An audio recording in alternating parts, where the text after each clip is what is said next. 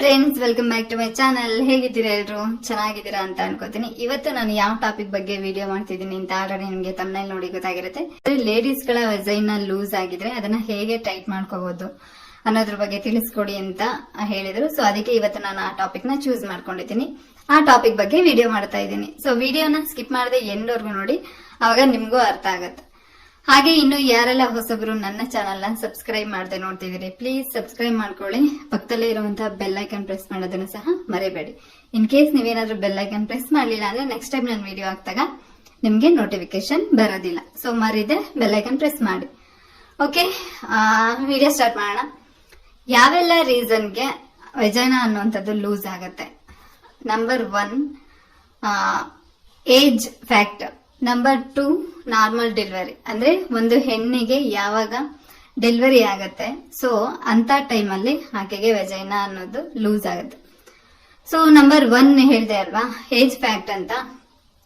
ಪ್ರತಿಯೊಬ್ಬರಿಗೂ ಏಜ್ ಆಗ್ತಾ ಆಗ್ತಾ ಆಕೆಯ ಬಾಡಿಯಲ್ಲಿ ಬ್ರೆಸ್ಟ್ ಆಗಿರ್ಬೋದು, ಸ್ಕಿನ್ ಆಗಿರ್ಬೋದು, ಫೇಸ್ ಆಗಿರ್ಬೋದು, ಸೊ ಎಲ್ಲದು ಹೇಗೆ ಪ್ರತಿಯೊಂದು ಪಾರ್ಟ್ ಲೂಸ್ ಆಗುತ್ತೋ ಸೊ ಅದೇ ತರನೇ ಇದು ಯೋನಿನೂ ಸಹ ಲೂಸ್ ಆಗುವಂತದ್ದು ಕಾಮನ್. ಓಕೆನಾ? ಅದ್ರ ಬಗ್ಗೆ ಟೆನ್ಷನ್ ಬೇಡ.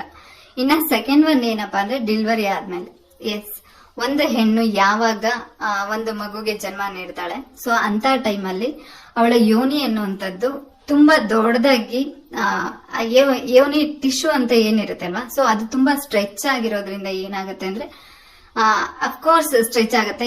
ಏನಕ್ಕಪ್ಪ ಅಂದ್ರೆ ಅಷ್ಟು ದಪ್ಪ ಇರುವಂತ ಮಗು ಹೊರಗಡೆ ಬರಬೇಕು ಅಂದ್ರೆ ಯೋನಿ ಸ್ಟ್ರೆಚ್ ಆದ್ಮೇಲೆನೆ ಬರೋದು. ಓಕೆನಾ?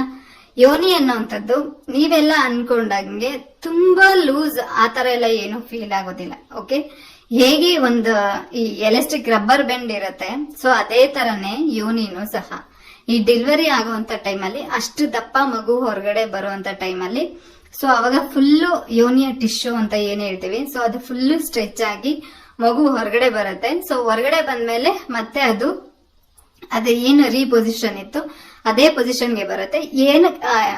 ಬರುತ್ತೆ, ಬಟ್ ಯಾವಾಗ ಅಂದ್ರೆ ಅಟ್ಲೀಸ್ಟ್ ಒಂದು 3 to 4 months ತಗೊಳುತ್ತೆ. ಓಕೆನಾ? ಅದಕ್ಕೋಸ್ಕರನೇ ನಮ್ಮ ಹಿಂದಿನವರೆಲ್ಲ ಹೇಳ್ತಾ ಇದ್ದದ್ದು 3 to 4 months ನೀಟಾಗಿ ಬಾಣಂತನ ಮಾಡ್ಕೋಬೇಕು, ಮತ್ತೆ ಕಾಲ್ ಮೇಲೆ ಕಾಲ್ ಹಾಕೊಂಡು ಮಲ್ಕೋಬೇಕು, ಆ ತರ ಎಲ್ಲ ಹೇಳ್ತಿದ್ದು ಇದೇ ರೀಸನ್ಗೆ. ಸೊ ಯಾವಾಗ ಒಂದು ಹೆಣ್ಣಿಗೆ ಡೆಲಿವರಿ ಆಗತ್ತೆ ಸೊ ಅಂತ ಟೈಮಲ್ಲಿ ಹಾಗೆ ಯೋನಿ ಅನ್ನುವಂಥದ್ದು ಲೂಸ್ ಆಗತ್ತೆ. ಬಟ್ ನೀವೆಲ್ಲ ಅನ್ಕೊಂಡ್ರಂಗೆ ತುಂಬಾ ಲೂಸ್ ಎಲ್ಲ ಏನಾಗಲ್ಲ. 90% ಮತ್ತೆ ಅದು ರೀಪೊಸಿಷನ್ಗೆ ಬರುತ್ತೆ. ಇನ್ನೊಂದು 10% ಅಷ್ಟೇ ಮಾತ್ರ ಲೂಸ್ ಆಗಿರತ್ತೆ. ಓಕೆನಾ? ಅದ್ರ ಬಗ್ಗೆ ನೀವು ತಲೆ ಕೆಡಿಸ್ಕೊಳ್ಳೋದು ಬೇಡ. ಹಾಗಿದ್ರೆ ಹೇಗಪ್ಪ ಇದನ್ನ ವೆಜೈನ ಲೂಸ್ ಆಗಿರೋದನ್ನ ಟೈಟ್ ಮಾಡ್ಕೋಬಹುದು ಅಂದ್ರೆ, ಕೆಲವೊಬ್ರು ಅನ್ಕೊಂಡಿರ್ತೀರಾ ಈಗ ಇತ್ತೀಚೆಗೆ ಮಾರ್ಕೆಟ್ ಅಲ್ಲಿ ಬಂದಿದೆ ಜೆಲ್ಗಳಾಗಿರ್ಬೋದು, ಆ ಜೆಲ್ನ ನೀವು ಇನ್ಸರ್ಟ್ ಒಳಗಡೆ ಹಚ್ಚಿದಾಗ ಅದು ಯೋನಿ ಅನ್ನುವಂಥದ್ದು ಟೈಟ್ ಆಗ್ಬಿಡತ್ತೆ. ಮತ್ತೆ ಕೆಲವೊಂದು ಟ್ಯಾಬ್ಲೆಟ್ಸ್ ಬಂದಿದೆ ಸೊ ಅದನ್ನ ಯೂಸ್ ಮಾಡಿದಾಗ ನಿಮ್ಮ ಯೋನಿ ಟೈಟ್ ಆಗತ್ತೆ. ಆ ತರದೆಲ್ಲ ನಿಜವಾಗ್ಲೂ ಏನು ಆಗೋದಿಲ್ಲ. ಓಕೆನಾ? ದಯವಿಟ್ಟು ಅದನ್ನೆಲ್ಲ ನೀವು ಯೂಸ್ ಮಾಡಿ ಇನ್ಫೆಕ್ಷನ್ಸ್ ಮಾಡ್ಕೊಳ್ಳೋದಕ್ಕೆ ಹೋಗ್ಬೇಡಿ. ಏಕೆ ಅಂದ್ರೆ ತುಂಬಾ ಸೆನ್ಸಿಟಿವ್ ಪಾರ್ಟ್ ಅದಾಗಿರುತ್ತೆ.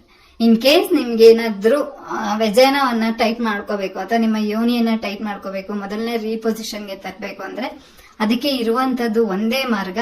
ಅದೇನಪ್ಪಾ ಅಂದ್ರೆ ಆಪರೇಷನ್ ಮಾಡುವಂತದ್ದು. ಸೊ ಯಾರು ಗೈನಕಾಲಜಿಸ್ಟ್ ಇರ್ತಾರೆ ಸೊ ಹೋಗಿ ಅವ್ರನ್ನ ನೀವು ಕನ್ಸಲ್ಟ್ ಮಾಡಿದ್ರೆ ಅವ್ರು ಹೇಳ್ತಾರೆ ನಿಮ್ಗೆ ಯಾವ ಡಾಕ್ಟರ್ ಅದು ಆಪರೇಷನ್ ಮಾಡ್ತಾರೆ ಅಥವಾ ಹೇಗ್ ಮಾಡ್ತಾರೆ ಅನ್ನೋದ್ರ ಬಗ್ಗೆ ಅವ್ರು ನಿಮ್ಗೆ ಕೌನ್ಸಿಲಿಂಗ್ ಮಾಡ್ತಾರೆ. ಅದು ಅವಶ್ಯಕತೆ ಇದೆಯಾ ಇಲ್ವಾ ಅನ್ನೋದನ್ನು ನಿಮ್ಗೆ ಅವರು ಹೇಳ್ತಾರೆ. ಓಕೆನಾ? ಬಟ್ ನಾನಿಲ್ಲಿ ಏನು ನಿಮ್ಮ ಪಾರ್ಟ್ನರ್ ಇರ್ತೀರಲ್ವಾ, ಅಂದ್ರೆ ಗಂಡಂದ್ರು ಏನು ಇರ್ತೀರಾ, ಬಾಯ್ ಫ್ರೆಂಡ್ ಆಗಿರ್ಬೋದು, ಗಂಡಂದ್ರ ಆಗಿರ್ಬೋದು, ಸೊ ದಯವಿಟ್ಟು ನೀವು ನಿಮ್ಮ ಪಾರ್ಟ್ನರ್ ಗಳಿಗೆ ಆ ತರ ತಲೆಗೆ ತುಂಬಬೇಡಿ. ಫಸ್ಟ್ ನಿಮ್ದು ವೆಜೈನಾ ಟೈಟ್ ಇತ್ತು, ಮಕ್ಕಳಾದ್ಮೇಲೆ ಲೂಸ್ ಆಗಿದೆ ಅಂತ ಅವ್ರಿಗೆ ಅದು ಗೊತ್ತಾಗೋದಿಲ್ಲ, ನೀವು ಹೇಳಿದಾಗ ಅಷ್ಟೇನೆ ಗೊತ್ತಾಗೋದು. ಓಕೆನಾ? ಸೊ ಅದಕ್ಕೆ ಅವರು ನಿಮ್ಮ ಮಗುವಿಗೆ ಮಾತ್ರ ಜನ್ಮ ನೀಡಿರ್ತಾರೆ. ಸೊ ಅದು ಪ್ರತಿಯೊಬ್ಬ ಹೆಣ್ಮಗಳಿಗೂ ಅದು ಹಾಗೆ ಆಗತ್ತೆ. ಅದು ಪ್ರಕೃತಿಯ ನಿಯಮ. ಓಕೆನಾ?